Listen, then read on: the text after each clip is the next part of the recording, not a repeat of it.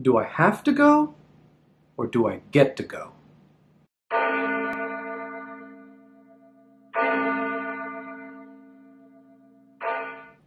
Hello, and welcome to another episode of Hey Father Alex, where you have questions and together we discern the answers.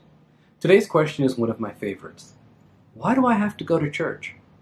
At first I thought that only young children asked that question. They would give reasons like, it's boring there, or there is nothing to do and I have no idea what is going on. But as I grew older, I realized that adults are pretty skilled at making excuses too. I've heard adults lament about how boring church is, but I've also heard them complain about the people who go there being hypocrites, the pastor being a bad preacher, the church seeming to always ask for money, and the service taking too long. When someone doesn't want to go somewhere or do something, there are 1,000,001 excuses for not participating.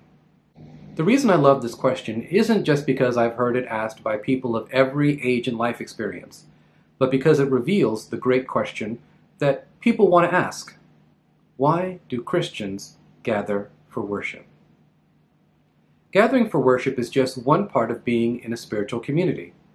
In the Acts of the Apostles, we find that after the church is born and people begin to believe in Jesus Christ, that they share every aspect of their lives with each other.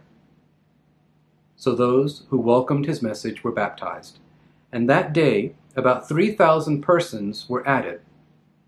They devoted themselves to the apostles' teaching and fellowship, to the breaking of bread and the prayers. Acts chapter 2, verse 42.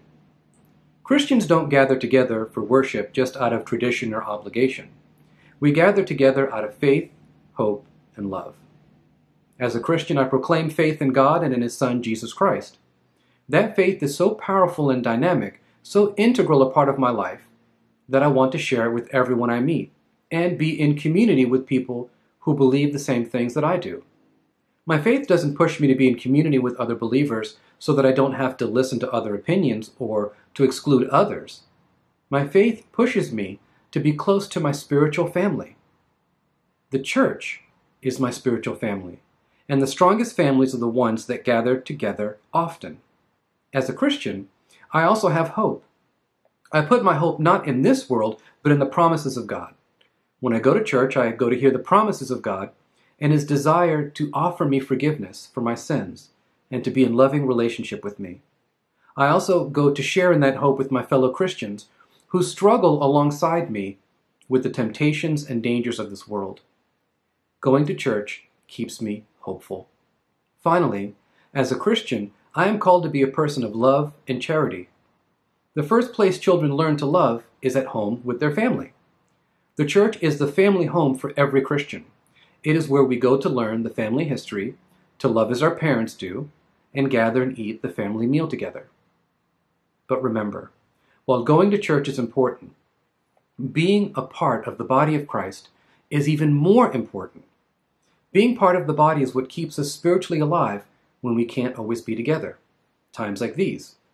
I know that I love my spiritual family and that they love me even if we can't always be together.